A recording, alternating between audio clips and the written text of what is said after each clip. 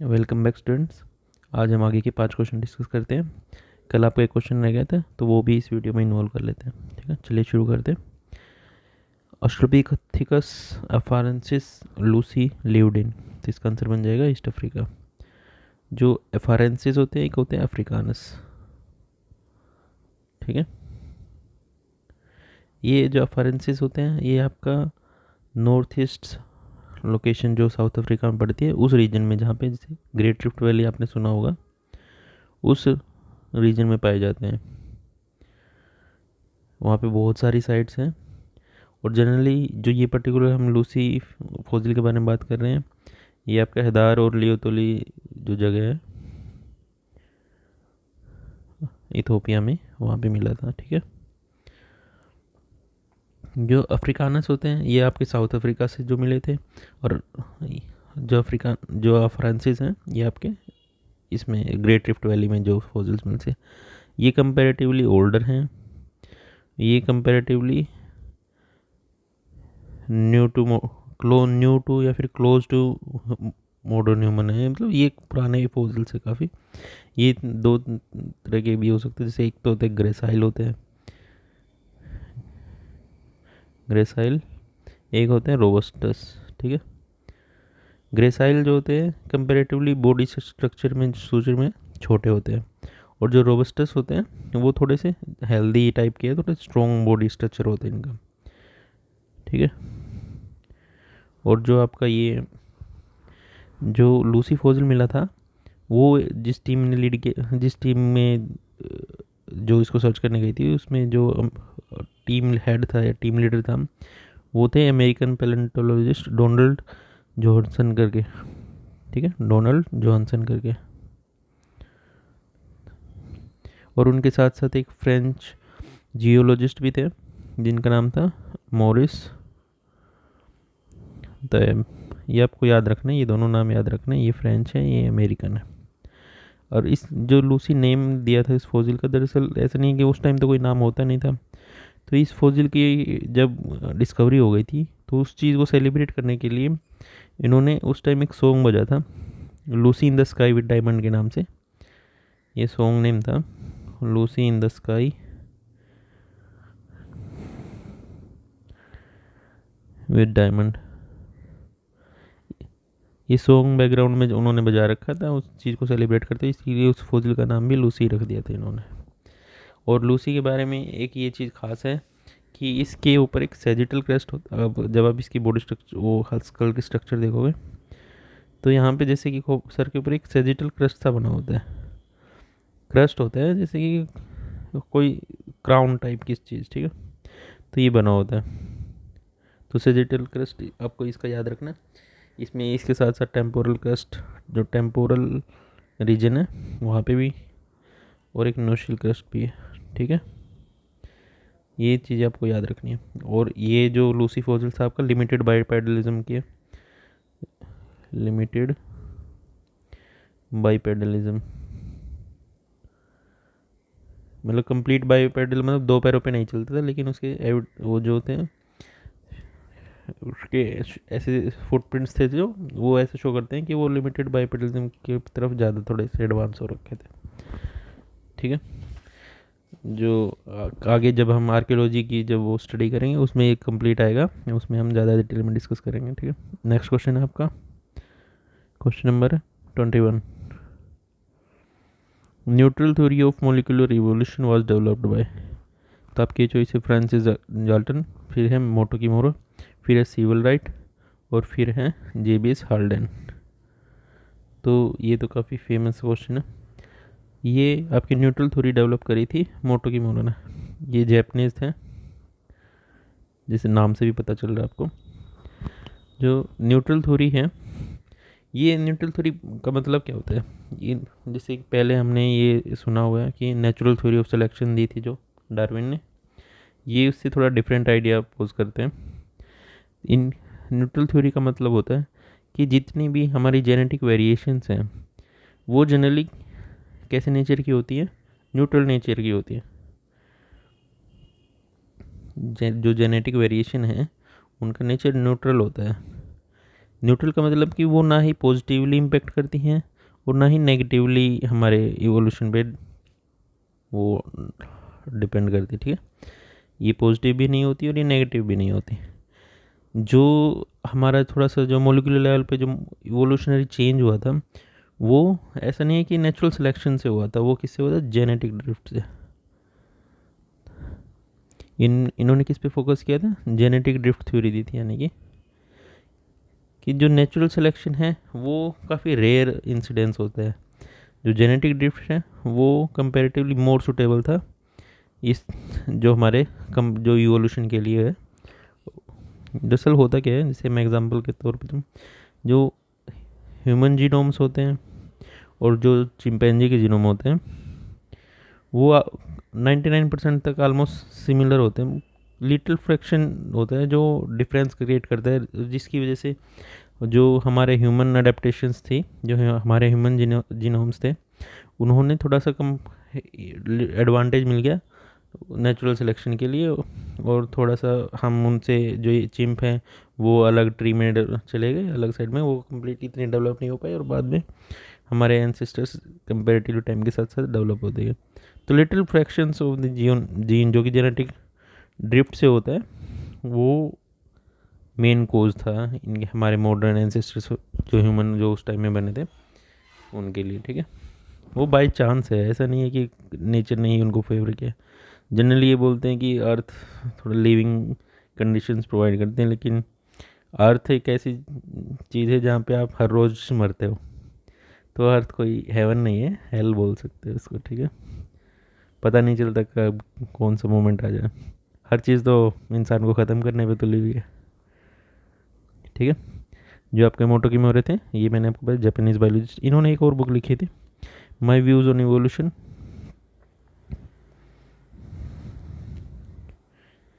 ये best seller थी Japan में, ठीक है। इसके साथ साथ इन्होंने कुछ कॉन्सेप्ट इंट्रोड्यूस किए थे इनफाइनाइट अलील्स के नाम से, और इनफाइनाइट सीरीज,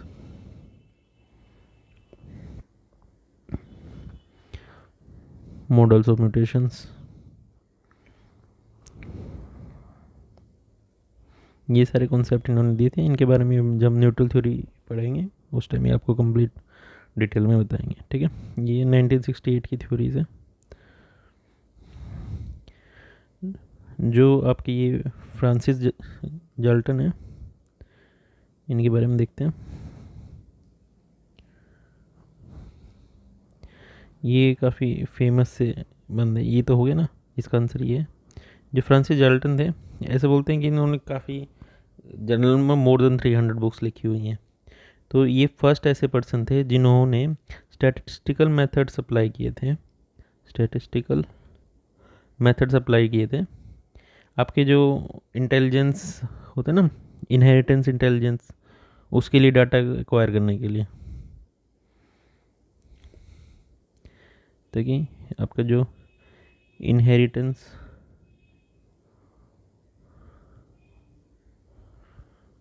ऑफ इंटेलिजेंस, ठीक है, और साथ साथ human differences,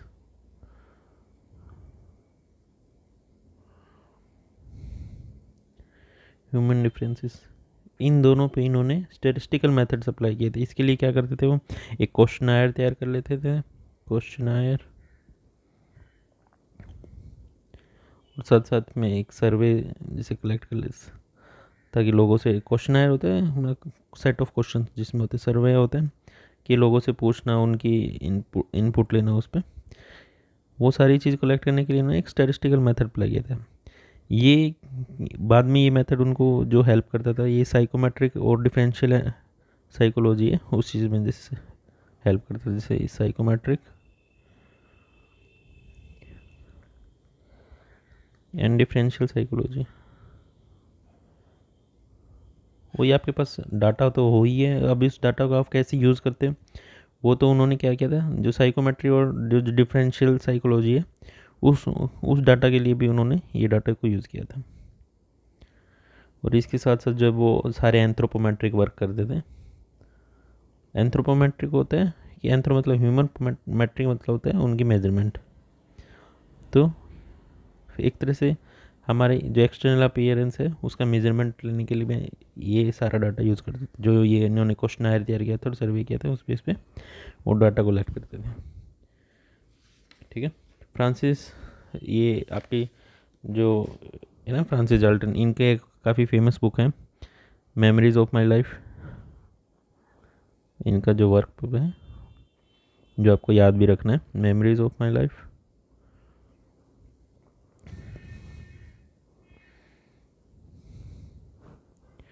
hereditary genius, hereditary stretcher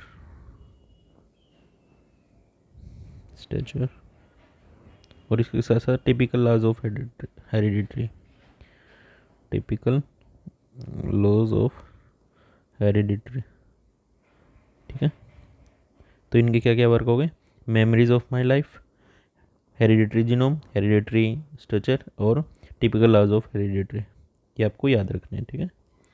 तो इनके बारे में क्या क्या बताया था मैंने कि एक तो इन्होंने स्टैटिस्टिकल मेथड्स फर्स्ट, जो ये ऐसे फर्स्ट पर्सन थे जिन्होंने जो ह्यूमन डिफरेंसेस और इन जो है इनहेरिटेंस ऑफ इंटेलिजेंस है इनके ऊपर स्टडी करने के लिए इन्होंने स्टैटिस्टिकल मेथड्स अप्लाई थे। उसके लिए वो क्या करते थे, क्वेश्चनायर और सर्वे कलेक्ट करते थे लोगों से। यही क्वेश्चनायर और सर्वे आपका जो साइकोमेट्रिक और डिफरेंशियल साइकोलॉजी में जो इनके डिफरेंट थ्योरीज थी उनको डेवलप करने में और साथ साथ एंथ्रोपोमेट्रिक वर्क्स के लिए भी इन्होंने सेम डाटा इन्होंने यूज़ किया था। इसके साथ जो वर्क लाइफ है इनकी, memories of my life, hereditary genius, hereditary structure और टिपिकल लॉज ऑफ हेरिडिटरी, ये आपको फ्रांसिस जाल्टन के बारे में याद रखना है। ठीक है। नेक्स्ट है आपका जो इस है ना JBS हाल्डेन। ये पहले ब्रिटिश होते थे, बाद में इन्होंने 1961 में अपनी ये इंडियन सिटीजनशिप एक्वायर कर ली थी। तो इनका जो काफ़ी फेमस आर्टिकल है, इन्होंने ये और ये जो सीवल ग्रीन राइट हैं इसके साथ साथ जो फिशर है, इन तीनों ने मिलके उस पर काम भी किया था, ये पॉपुलेशन जेनेटिक्स पे। ये तीनों एक दूसरे के फाउंडर भी हैं इस चीज़ के, पॉपुलेशन जेनेटिक्स पे। ठीक है। सीवल राइट, JB शेल्डन और फिशर, इन तीनों ने मिलकर पॉपुलेशन जेनेटिक्स पे काम किया था। इस फील्ड के ये फाउंडर भी हैं। ठीक है। तो आपका JBS हाल्डेन है, इनको जैक के नाम से भी बोलते थे या फिर अपना JBS, खाली JBS इस नाम से बोल, JBS या फिर जैक, ये उनके निकनेम रखे हुए थे लोगों ने। इनका एक काफ़ी फेमस आर्टिकल था जो 1929 में पब्लिश हुआ था। पहले जैसे कि ये बोलते थे कि ह्यूमन का ओरिजिन है वो ऑर्गेनिज्म से हुआ है, मतलब कि लिविंग थिंग से हुआ था। लेकिन इन्होंने क्या दिया था कि ह्यूमन का ओरिजिन है वो एबायोजेनेटिक नेचर का है, एबायोजेनेसिस टाइप का, मतलब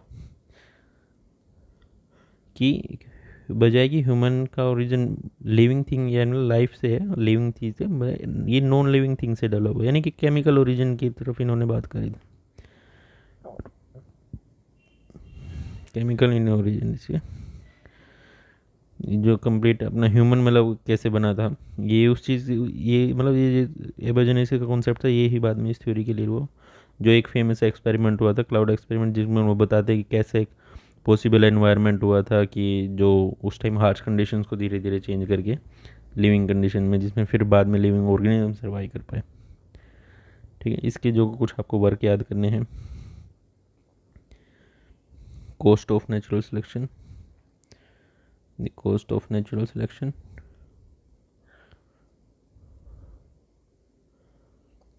एक है natural selection in man, natural selection in man, और एक है ओरिजिन ऑफ मैन।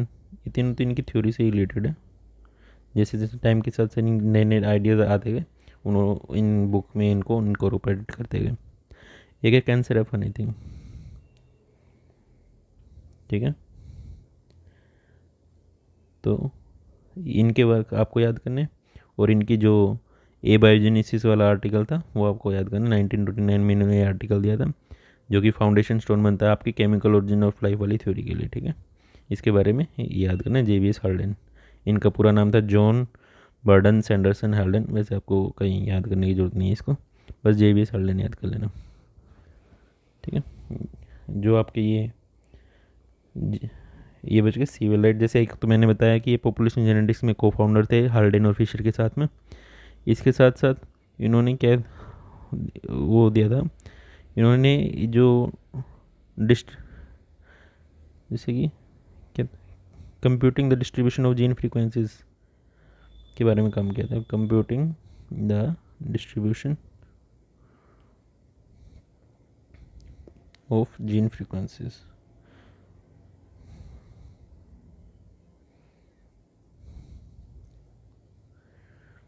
मतलब कि कैसे हम कंप्यूट करेंगे, कैलकुलेट करेंगे डिस्ट्रीब्यूशन ऑफ जीन फ्रीक्वेंसीज, इसके ऊपर भी इन्होंने काम किया था। ये काम भी इन्होंने फिशर के साथ काम किया था, अलोंग विद फिशर।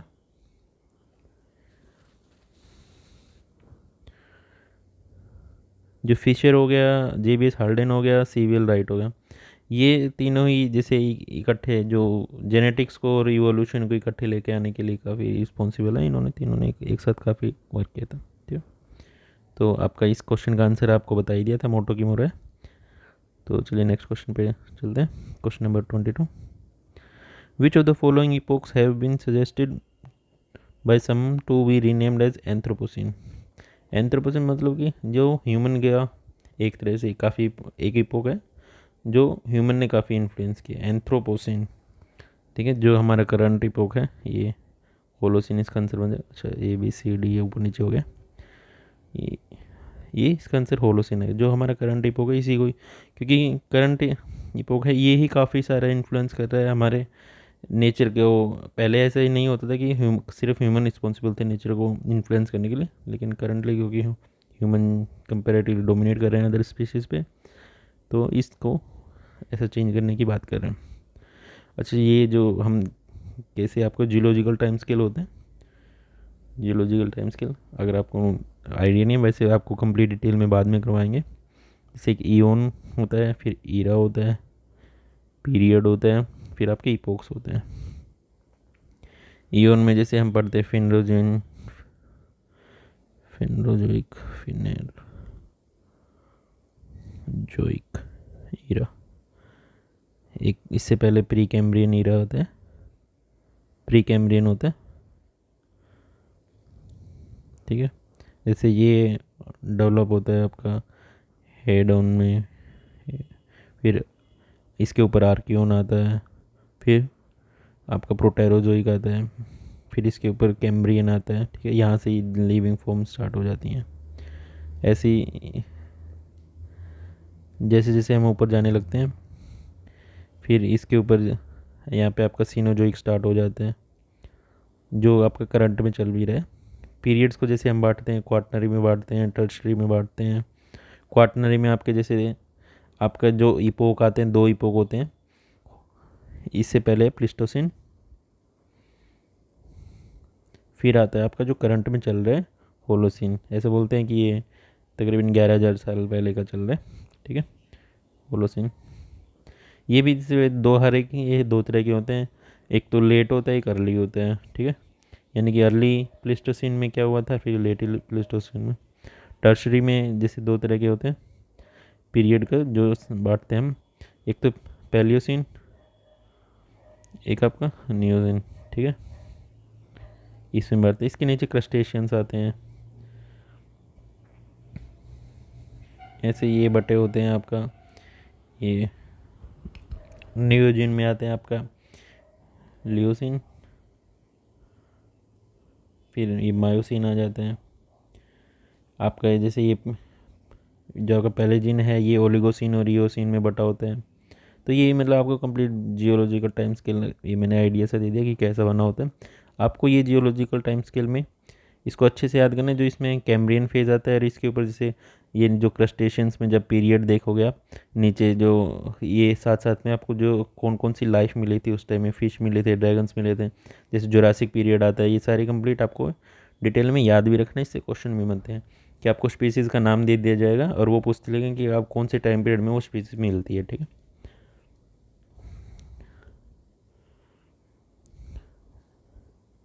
नेक्स्ट है आपका क्वेश्चन नंबर 28। ये है PRA। ये किस इसकी फुल फॉर्म क्या होती है?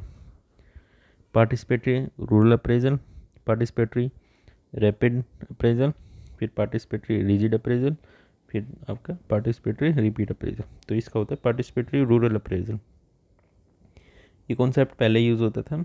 इसका मतलब होता था कि जो फार्मर्स होते हैं उनको अपनी सिचुएशन को एनालाइज करवाओ ताकि वो खुद की सिचुएशन में एक कॉमन पर्सपेक्टिव डेवलप कर सकें कि कैसे वो अपने नेचुरल रिसोर्सेज की मैनेजमेंट करेंगे। ठीक है, कैसे मतलब कैसे अपने नेचुरल रिसोर्सेज को मैनेज करेंगे, साथ साथ में कैसे अपने एग्रीकल्चर के स्टॉक पाइल को देखेंगे, कैसे उनका कितना कॉमन प्रोड्यूस करना है, ये सारी चीज़ उनको सिखाना होता था। ठीक है, लेकिन बाद में मतलब ये उसमें उनको उनको अनेबल करना था कि वो इन चीज़ के बारे में समझ सकें। लेकिन ये बाद में कॉन्सेप्ट डेवलप हो गया पीएलए में, पार्टिसिपेटरी लर्निंग फॉर एक्शन। ठीक है, इसमें हम क्या करते हैं, एक डाटाबेस क्रिएट करते हैं, मतलब उनको ऐसा एम्पावर करते हैं हम फार्मर्स को कि ताकि वो एक खुद का एक डाटाबेस तैयार कर पाएँ। इन्फो डाटाबेस यानी कि इंफॉर्मेशन लेजर तैयार कर पाएँ जिसमें वो अपनी खुद की जो उन्होंने जो प्लानिंग है, एक्शन कोर्स ऑफ एक्शन क्या रहेगा, ये सारी चीज़ें खुद से ही डिसाइड कर पाएँ। ठीक है, वो पार्टिसिपेटरी मतलब ये था आपको एक मेथोडोलॉजी की तरह ट्रीट करना। लर्निंग एक्शन होता है कि मेथोडोलॉजी समझ रहे हो, मतलब कि एक उनको बता दिया कि भाई ऐसी ऐसी चीज़ें बनती हैं और आपको इतना इतना स्टॉक पाइल रखना चाहिए। इसमें उनकी एक मेंटल ग्रोथ नहीं थी। लेकिन जो पार्टिसिपेट लर्निंग एक्शन है उसमें आपको कंप्लीट उनको डाटा दे रहे हो, इन्फॉर्मेशन कलेक्ट कैसे करनी है वो सब उनको बता रहे हो। इसी डाटा के बेस पे वो खुद से ही डिसाइड करेंगे कि कैसे कितना उनको स्टॉक पाइल रखना है, क्या एग्रीकल्चर के मेथड रहेंगे, ये सारी चीज़। ठीक है, मतलब ये थोड़ा सा साइंटिफिक नेचर का हो गया, ये थोड़ा मैथमेटिकल था। ठीक है, इसमें जो एंथ्रोपोलॉजिस्ट है ये सिर्फ आउटर पर्सपेक्टिव देते हैं, इसमें थोड़ा जो पार्ट एंथ्रोपोलॉजिस्ट इन एक्शन वाली फीलिंग होती है। ठीक है, जो आपका नेक्स्ट क्वेश्चन है, coefficient of correlation will be always, ये 0 से ज़्यादा होगा, 0 से कम होगा, लेस देन 1 होगा और बिटवीन होगा। तो इसका आंसर बन जाएगा बिटवीन -1 to +1। तो ये कोफिशिएंट ऑफ कोरिलेशन किसको एक्सप्रेस करते हैं, ये दिखाते हैं कि रिलेशनशिप बिटवीन टू वेरिएबल्स की स्ट्रेंथ कितनी है। ठीक है, strength of relationship between two variables.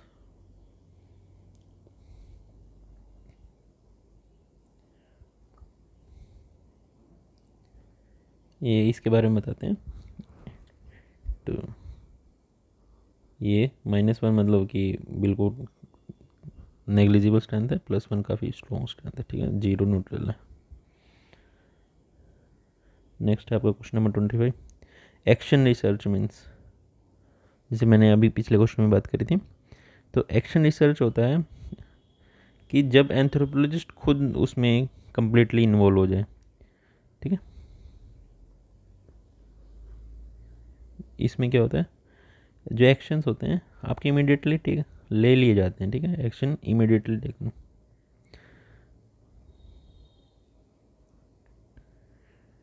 Immediately taken.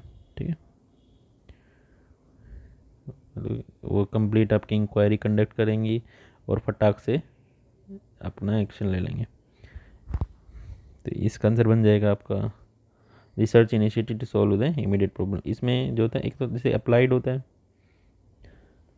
बस एक एक्शन एंथ्रोपोलॉजी होती है।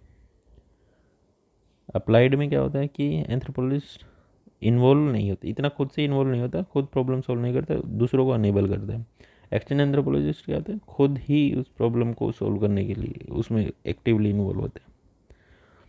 ठीक है, आज के ये क्वेश्चन हो गए, कल हम डिस्कस करेंगे आगे के 26 से 30 क्वेश्चन। वीडियो देखने के लिए बहुत बहुत धन्यवाद।